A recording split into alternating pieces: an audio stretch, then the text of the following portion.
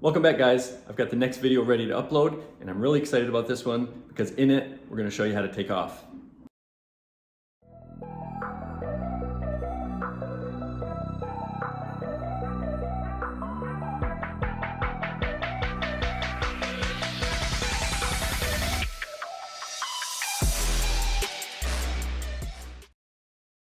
The takeoff constitutes a relatively short portion of the overall vault, but its purpose is still very large.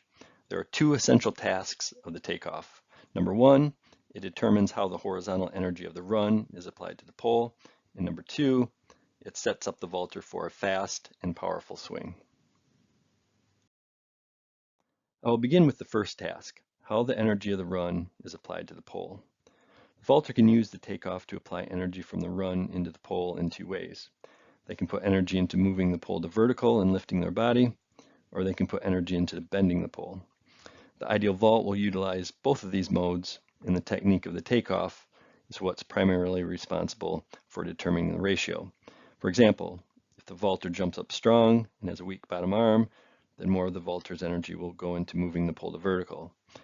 If the vaulter doesn't jump up much, but has a strong bottom arm, then more of the vaulter's energy will go into bending the pole.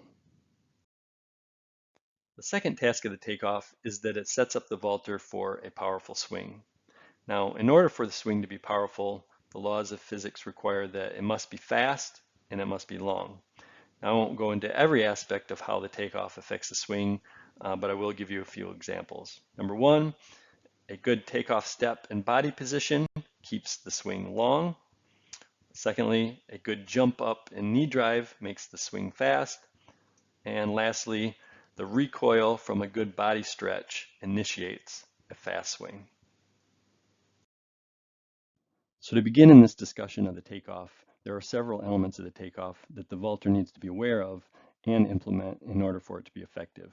These include the step, the jump, the knee drive, the body position and stiffness, and of course the hotly debated bottom arm. I'll start with the step and how to determine where the step should be.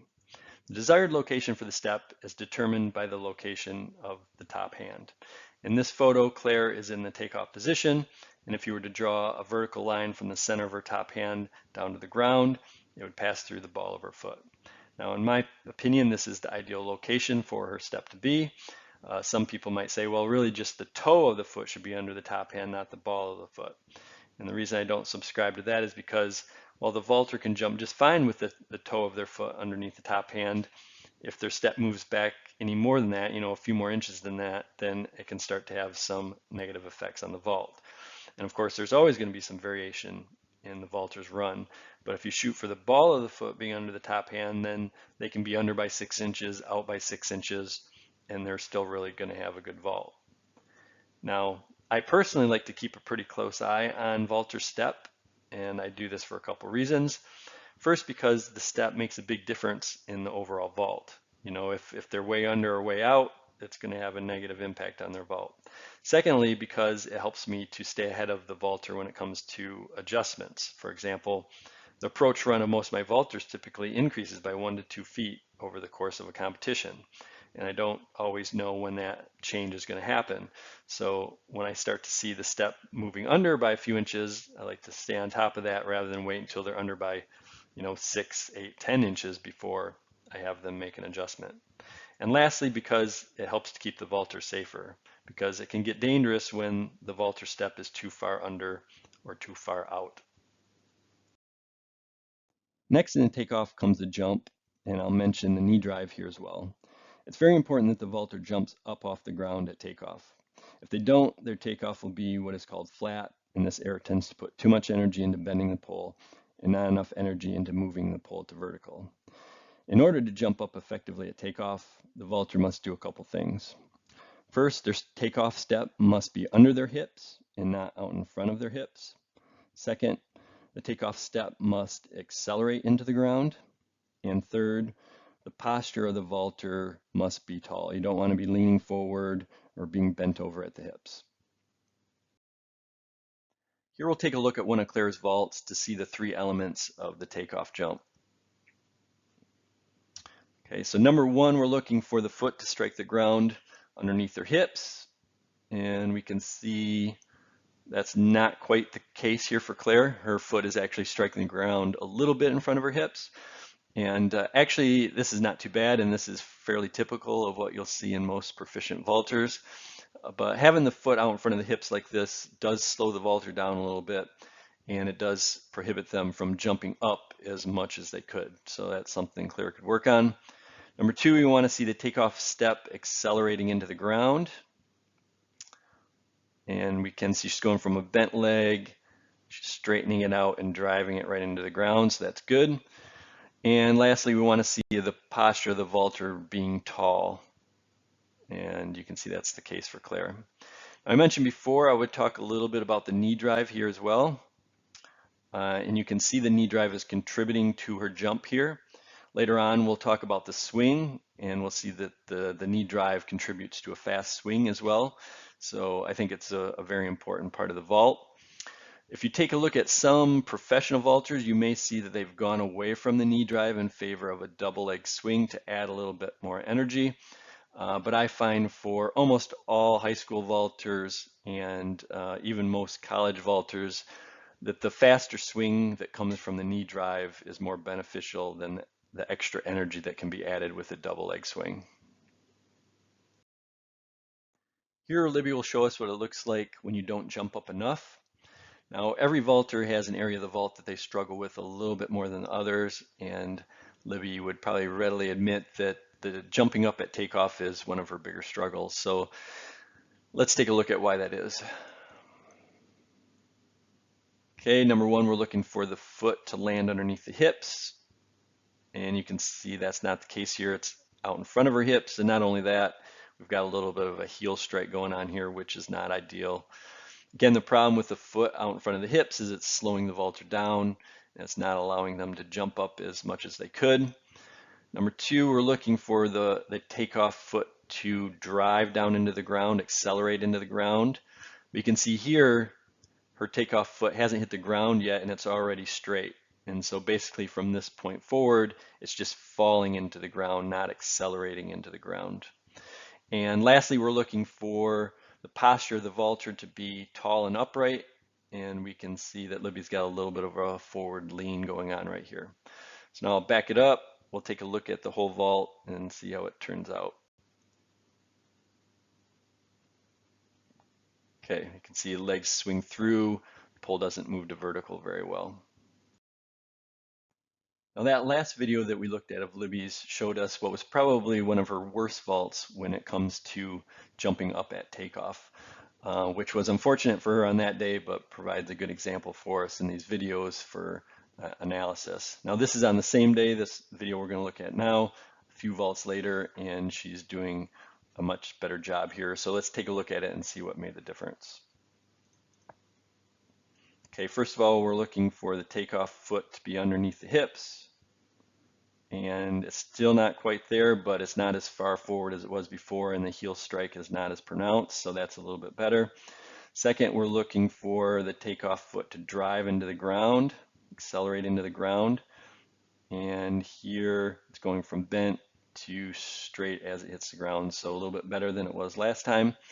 And lastly, we're looking for the posture of the vaulter to be tall, and that's probably where she made the most improvement on this vault. As you can see, she's much taller than she was before, where she was moving or where she was leaning forward quite a bit.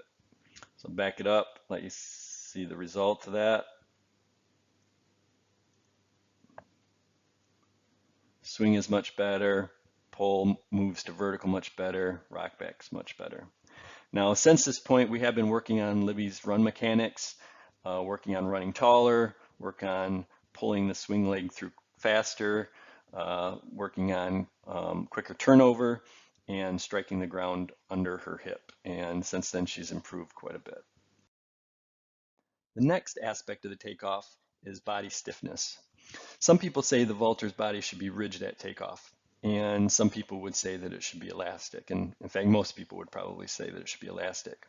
For me, as long as the vaulter is not board stiff or floppy loose at takeoff, I think either is fine, but I myself tend to lean towards being firm. Now this has become my preference for high school vaulters for a few reasons. The first and primary reason is that I find that vaulters that are more firm at takeoff tend to have more consistent vaults that are more under control. Second, everybody knows that the swing of the vaulter needs to be as fast as possible, but one of the most critical insights I've stumbled across in my time coaching is that for most high school vaulters, now not all, but most, the swing should also happen as soon as possible, meaning they should quickly swing up off the ground. So no initial push, no delay of the swing. And I'll go into the reason for that in my upcoming video on the rock back. But anyways, development of a big deformation in the vaulter's elastic body at takeoff takes up time, which can sometimes prohibit the vaulters from starting their swing as soon as they need to, which can mess up the whole timing of the whole vault. And lastly, force equals mass times acceleration. So the less the vaulter deforms when hitting the pole, the more force the vaulter will be able to put into the pole. Now I know some of what I just mentioned in that last slide is a little controversial because typically being elastic is thought of as a good thing in the pole vault, and for most people so is pushing or driving the pole forward before the swing. So before I get anybody riled up on those two issues, let's take a look at these two vaults. These two pictures are frames taken at the end of the takeoff, so just before the swing begins. And Claire's on the bottom and Libby is on the top. And you can see that Claire is overall more firm in her takeoff. Her top arm doesn't move behind her head, her bottom arm doesn't give as much, her shoulders don't open up as much, and her back doesn't arch as much. But she still stretches, still develops that classic C shape, still initiates a fast leg swing through stretch reflexes, and also has the benefits that I mentioned previously. Now, just to be clear, I think the firmness in Libby's takeoff here is good. I'm just pointing out that Claire's is a little bit more firm, and I find Claire's style to be a little bit more efficient and more consistent. I'm also noting that if your vaulter is noticeably less stiff than Libby is here, then working on firming up their body at takeoff will likely be beneficial for them. And lastly, I'll dive into the quick swing off the ground versus drive and then swing issue when I get to the swing topic in the next video. So that leads us to the body position of the takeoff. The takeoff of the vaulter should start with a tall vertical posture. The takeoff should lead with the chest and the knee drive, and the trail leg and top arm should be stretched back, firm and straight. As I mentioned at the beginning of this video, the takeoff constitutes a relatively short portion of the overall vault. And since we're going to be looking at the body position at takeoff here, I wanted to start by first defining where the takeoff begins and where it ends. Now in this video, we're going to be watching Claire vault, and the takeoff occurs between the plant here and the swing. So in my mind, as soon as the heel of the takeoff foot begins to come up off the ground, so right about here, that's the beginning of the takeoff. And as soon as that trail leg starts to swing forward, that's the end of the takeoff. So probably right about there. Now, as I said before, the takeoff of the vaulter should start with a tall vertical posture. So we'll go back to the beginning, and you can see she's nice and tall, not leaning forward. The takeoff should lead with the chest and a knee drive. So we'll go to toe off. Right about here, you can see she's leading with the chest. Her hips are behind her chest. She's got a nice drive knee there. And the trail leg and the top arm should be stretched back. They should be firm and they should be straight. And you can see that's definitely the case as well. Here we'll take a look at Libby's body position at takeoff. At the beginning of the takeoff, we're looking for a tall posture, which looks pretty good here. Her takeoff leg is a little bit more collapsed than I'd like to see it, but other than that, it looks real good. The takeoff should lead with the chest and the knee drive. So we'll look at toe off right here. You can see chest is ahead of the hips and her knee is driven up. And then if you take a look at her top arm and her trail leg, they are straight, stretched back, and firm. The last aspect of the takeoff is what to do with the bottom arm. Perspectives on what to do with the bottom arm at takeoff vary widely, from saying the bottom arm should be pushing as hard as possible to saying it should be pulling as hard as possible.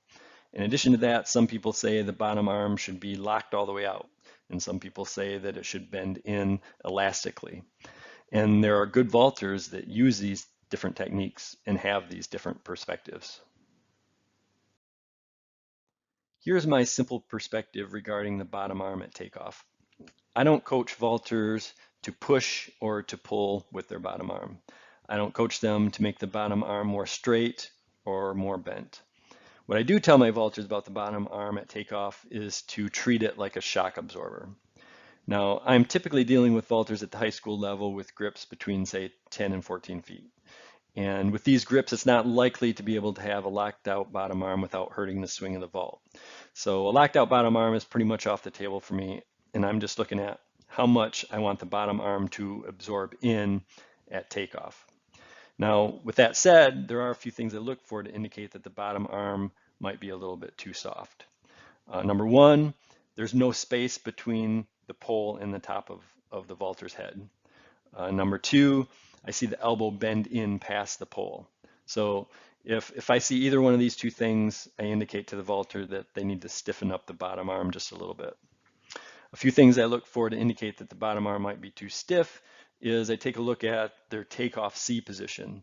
And if that C position of their body starts to deform into more of an E shape, where you can see the shoulder pushing back a little bit too much, that's one indication that their bottom arm is too stiff. The other thing is I look for their swing. If I see their swing start to slow down, I see them not being able to rock back in time to cover the top of the pole, then that's another indicator that their bottom arm might be a little bit too stiff. Here we'll take a look at Claire's bottom arm at takeoff. So at the beginning of the takeoff right here, you can see that the bend in her bottom arm is determined simply by where her step is and what her pole grip is. And then as she moves into the takeoff and jumps up into the takeoff, you can see her bottom arm bends into about this position and stays there. Now, is her bottom arm too soft here? I would say no, because there's plenty of space between the pole and the top of her head, and her elbow is not absorbing in and bending in past the pole. So I would say it's not too soft. Is her bottom arm too stiff? Well, I would look at her takeoff C position, and you can see there's this nice C shape that runs all the way from her top hand all the way to her back foot. So I would say that looks good. And if you watch the rest of the vault, her swing looks good and her rock back looks good. So I would say her bottom arm is not too stiff. In fact, I would say her bottom arm's pretty much perfect in this vault. It puts enough pressure on the pole to help it to bend, but doesn't put so much pressure that it hinders her swing. Here we'll take a look at Libby's bottom arm at takeoff. Okay, beginning of the takeoff right here, jumps up into the takeoff, bottom arm absorbs in to this point right here. So is her bottom arm too soft? Maybe. There is some space between the pole and the top of her head. However, you can see that the elbow has deflected in so that it's about even with the pole. It's not past the pole to the point where I would say definitely the vaulter needs to stiffen up their bottom arm, but she's right at that border where we might want to consider stiffening up that bottom arm a little bit. And her bottom arm is definitely not too stiff. You can see that nice C position that runs from her top hand to her back foot. And Libby's always got a good swing and a good rock back. Now that we've covered all the elements of the takeoff, the next step is to put them into practice utilizing takeoff drills. So be on the lookout for all those drills coming up in the next video. This video has been a production of the Shiawassee Vault Club, and we really hope you liked it. See you in the next one, and until then, have fun, be confident, and vault high.